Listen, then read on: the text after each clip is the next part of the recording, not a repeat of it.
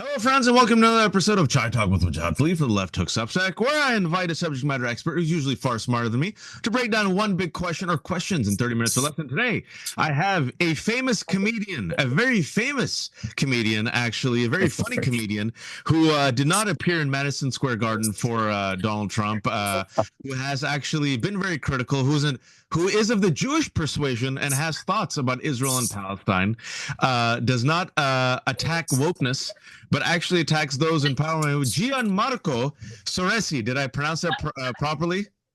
Yes, you did a great job. Thank you. I Thank you. uh, I do think a lot of Jews have thoughts on Israel Palestine. It just depends which way those thoughts are leaning towards. Yeah, Uh, but you're a comedian who actually has informed thoughts and is willing to express those thoughts without fear of cancellation. Gianmarco is also the host, a co-host of a podcast you should all listen to, which I'll link to, called The Downside with Gianmarco Soresi. And I've invited Gianmarco because he was onto something that I've been talking about for a while. This type of complicity of many comedians with influential platforms, with a right wing agenda and cozying up to power for the sake of access and money. And what counter, if any, is there to this type of mediocre comedy, which poses, if you will, as the anti-woke, anti-cancel culture comedy, right? They're so brave. They're against political correctness. And specifically, a good launching pad for this would be Tony Hinchcliffe, the roast comedian's performance or even appearance at Madison Square Garden. He was wearing a suit and tie, comes out, does this set where, if you all remember, make Puerto Rico, calls it like a floating island of garbage, makes fun of like Palestinians and Israelis, really lame joke about like rock, paper, scissors. Palestinians choose rock, Jews choose the money because, of course, as you know, the Jews love their money. And it was just lazy. And then also at the on the election night, I can't believe I'm saying this, but this is the idiocracy that we live in. Dana White, president of UFC, of course, appears and gives a shout out to Theo Vaughn, a comedian, Joe Rogan, a comedian, and also the Nelk Boys, prankster comedians turned podcasters. With that, Gianmarco, I give you the floor. sure. I mean, where would you like me to begin? Just my general. I think there was this kind of world of comedy that was built on, it's truth to power and kind of criticizing, the people running things. And I think what really happened is like, where you have to go to participate in show business, kind of on like the bigger level is New York and LA. And I think because you're in very liberal spaces sometimes, you can start to formulate, oh, going against the powers that be is like to say what would be inappropriate here in my Brooklyn coffee shop. And what happens is then that mentality kind of started as like a comedian thing of, you want to talk shit about the things around you, you want to counter the narrative. But then as comedians reach and platforms grew, suddenly you're on a national stage where your kind of counterculture views are in fact very much in line with kind of the conservative viewpoints, with the thought of the like oppressor, and then before you know it, suddenly you're a comedian just trying to help the the president, or the next president, aka the principal, the teacher, the cops. Like that's not what I think the roots of good comedy are. And suddenly I think a lot of these people who thought they were just kind of making an edgy joke or kind of countering what they thought the powers that were, suddenly they find themselves next to the people appointing Supreme Court justices that are ultimately limiting the freedoms of people. And I think a lot of comedians, they don't even necessarily have the foresight to realize where they got. I'm not saying they don't bear any responsibility, but I think if you had asked any of these comedians 5 years ago, 4 years ago, do you think you'll be like interviewing the president or the next president? They would go, no, that's not what they do. If you got the president there, figure out a way to, throw a pie in his face without getting shot by the Secret Service. But suddenly, I think a lot of these dudes, because that's mostly what it is. It's So these it is. these straight dudes who, like, through a mix of like trying to be edgy and counter the people in charge of their lives, mixed with the fact that some of them do have conservative views that they mask, underneath, talking comedically, and that it's all a joke. That it all just kind of came together in one moment, um, with this particular uh, uh, president-elect, where suddenly they just became kind of not comedians in my mind, really just propagandists. Right. And I think it's very, it's a slippery slope. You get there faster than I think you realize.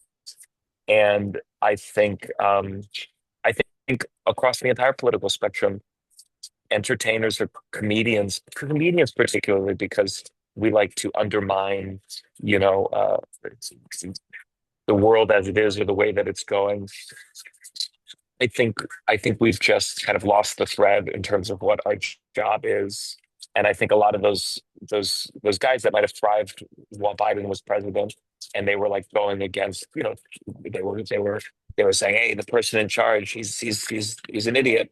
Now suddenly the person they were supporting is in charge. And unless they change their tunes or start critiquing, they're just gonna look like kind of puppets.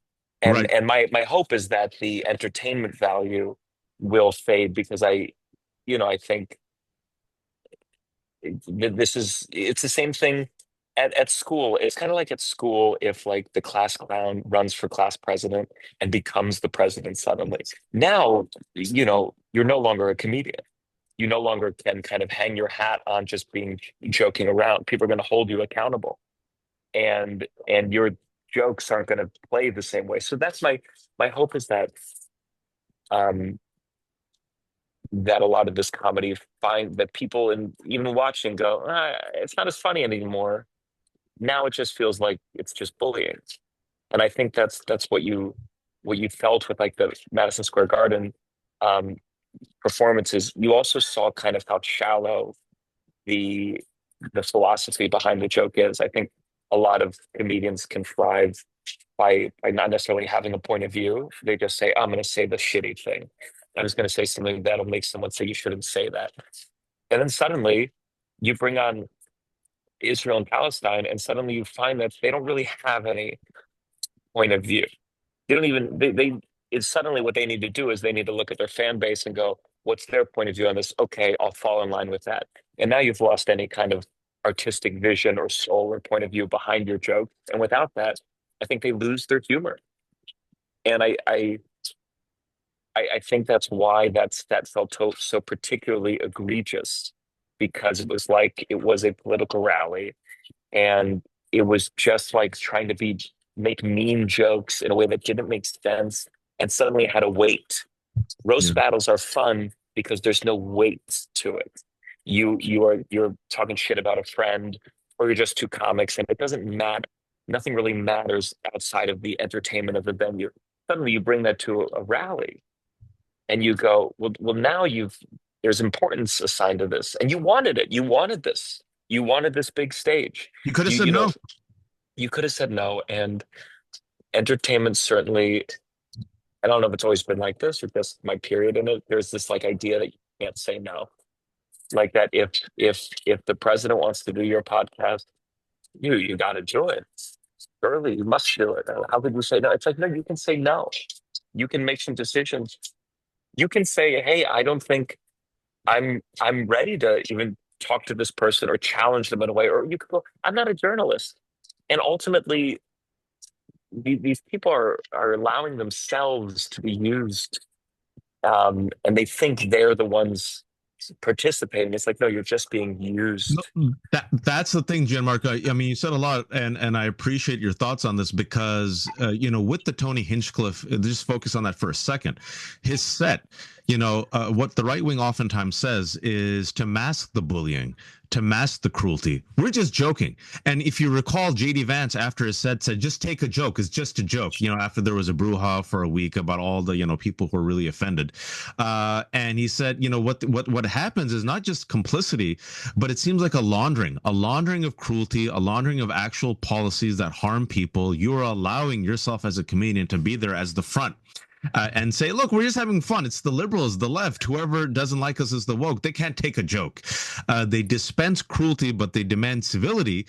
And I don't think these guys, a lot of them, I'm not friends with any of them, so I don't care. Like Tony Hinchcliffe, Andrew Schultz, Theo Vaughn. I don't think they're smart enough to realize that they are actually being used. I don't think they're smart enough to realize that, like, the right wing realizes that they are a Trojan horse for them to, if you will, pack in the right wing message through them, kind of make it more palatable, and then they're like a jester who comes out and punches down on everyone else. And a part of it that really offends me, and I want to ask you as a comedian, is the mediocrity of the jokes, right? Like, because that's what really offends me now. If you watch these sets, I saw Joe Rogan's latest stand-up set. I'm like, okay, I disagree with you on a whole bunch of stuff. Just make me laugh. The dude didn't make me laugh, and he made fun of trans as his nipples were sweating, and even his bass, because it was an adoring bass, and his Yeah. adoring bass was like, and he kind of sat there and was like, am I the only one? Like, they weren't even at the Tony Hinchcliffe Madison Square Garden. The jokes didn't really land, Gianmarco. It wasn't clever. So as a comedian, when you're looking at this, because I'm sure it's a lot of these people say Gianmarco's just jealous, man. I'm crushing it.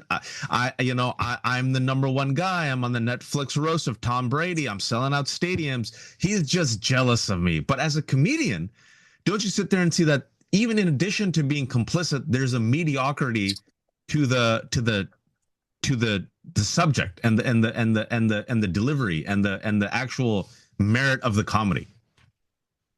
Well, first, I mean, 100%. I think twofold where it's very easy to as a comedian, you go, well, if I'm getting laughed, this is good comedy. And I think my response to that would be, and this might come off as elitist to a certain degree, but I think that if you were to look at stand-up comedy like music, I think the audience and their response is like, it's an instrument within the kind of song of what you're doing. That's why no one records a stand-up album without an audience there. And I think, like, yeah, if you do shitty kind of bullying humor that's just hacky jokes that my father makes, like putting in make a trans joke in chat GPT. Literally, that's the level that it is, kind of a early AI model. And you've cultivated a fan base that loves that. It's like, well, great, you made a terribly shitty song. Yeah, it's it fits together, but it's a bad song. The thing you're saying is shitty. The people that you've cultivated, their points of view are shitty. So they enjoy it, but it's garbage. So that's number one in terms of, like, I think that they are killing. You can say in that room they are killing, or they're making their fans laugh. But I think what happens is you start becoming lazy as a Mm, comedian because your jokes become. I think, like, a lot of times,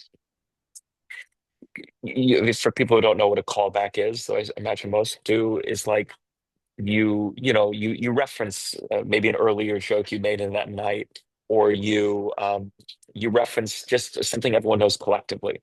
And in a way, it can be lazy as a comedian, because what are you doing? You're just mentioning the thing, right? If you were to be on set and be like, oh, I bet Joe Biden needs a nap, you're not inventing like a new thing. You're calling back to the fact that everyone says that, a lot of what, like, racist humor, what transphobic humor, what is you're literally just calling back to a stereotype that people know, or a stereotype that maybe you joked about when you were like a little kid, or And so in a way, the comedic muscle that you're flexing is, it's not a lot. You're just mentioning it. The joke itself isn't inventive. You didn't create something new. You didn't reveal a new perspective. You merely repeated the thing that people are familiar with. And for some people, they that'll make them laugh because they'll go, like the thing. But when that's all that you rely on, or when that's the majority of it, you stop inventing on stage. You stop creating a world. You stop challenging yourself to find a new perspective. You're just repeating a thing that some people have already expressed, maybe slightly repackaged. And that's why even some of these comedians who've cultivated this fan base will find diminishing returns in their Right. material Right. because they just lose more and more of, Roseanne is I've never digested too much of Roseanne's early work, but I've seen her Johnny Carson sets on the Tonight Show that really made her into Roseanne. And it is this woman expressing like a point of view that had not been heard on the stand-up stage before. The perspective she shared is surprising. Some people might agree where they go like, "Oh my God, I think that too," and I didn't even you articulated it for me. Now flash forward to Roseanne's last, what was it, Fox Plus special or whatever, and the big joke that they led with was, "My pronouns are kiss my ass." Yeah. And it's like, examine, like, take away, truly, I truly believe if you strip away any point of view on what you might think of someone making fun of pronouns, but just look at the joke itself, you go, okay, this joke has been made a trillion times about your pronoun being something other than pronoun. Fine. And then they've all that you did was, well, my pronouns are fuck you. And it's like, it's just like, at the end of the day, that's not surprising. It's not interesting. It's not new.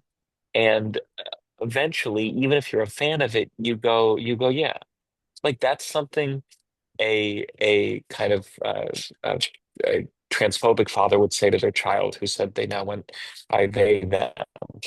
Well, my pronouns are blah, blah, blah. It's not good comedy. And I do think eventually people will get bored by it, even if they're a fan or in complete agreement. At some point, they will have to admit to themselves they're not laughing.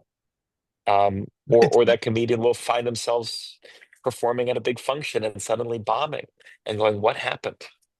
And that's what happened. No, and and it, to me, it seems like, and of course, it's America's a self-destructive country, so we'll see what happens. But it's a symptom of also MAGA politics and content, right? There's mediocrity and outrage, and I'm old enough with this gray hair to realize that mediocrity and outrage, it works for a while, but eventually the audience gets tired, and the audience wants new material. I remember Jerry Springer, right? Jerry Springer was huge for 2 years, right? But then after a while, people just got bored of it, and then they're like, "All right, well, I'm done with this freak show," and I'm interested into knowing, like, these comedians, especially who have, in my opinion, been complicit, have helped Trump to the point where, again, Dana White is shouting them out in 2024 from the stage, thanking them for getting Trump elected. I mean, who would have thought in this day and age? But this is where we are.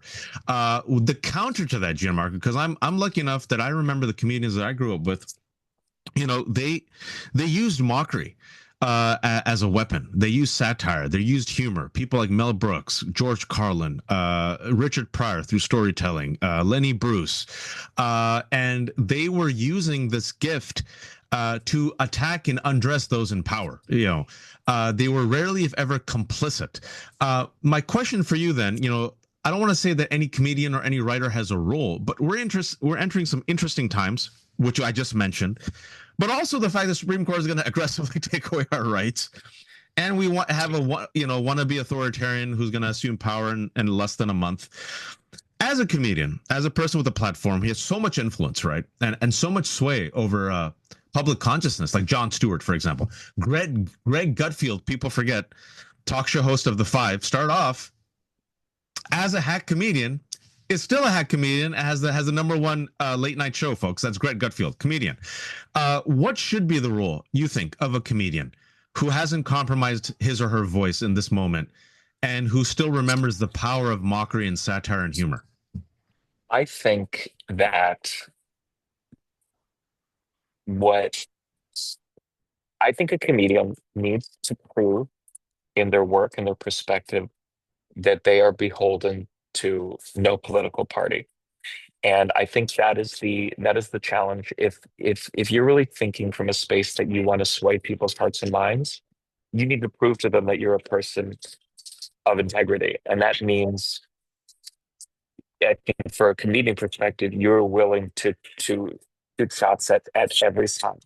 I'll tell you what I don't think worked was every comedian just kind of exclusively talking about Trump every single day, and ultimately like not holding to account Democrats is simultaneously for being feckless, or for or just making their point of view again so predictable, which is Trump is bad. Now, don't get me wrong, Trump is bad, but that's not a joke.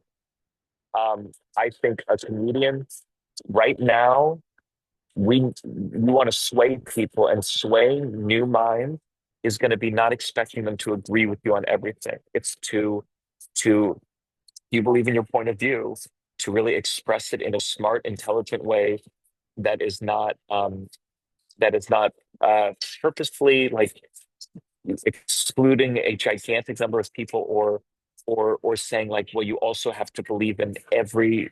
We need to create good content with a good point of view that someone who disagrees with me on 10 other things can listen to and enjoy and possibly be influenced by. That, I think, is what I hope is the difference of art, is that it's simultaneously more it's more political and less oh God, the word just slipped my mind. Partisan. That's what I think comedy should be. More political, less partisan. I think it's about having a vicious point of view that you really believe in, and showing how a lot of people who might not even know it are in fact not helping out with that freedom. And I think that's the only way to sway people, because I think the results from the last election at least have shown in a very material way that just going Trump bad doesn't work. It just doesn't work. It doesn't change it.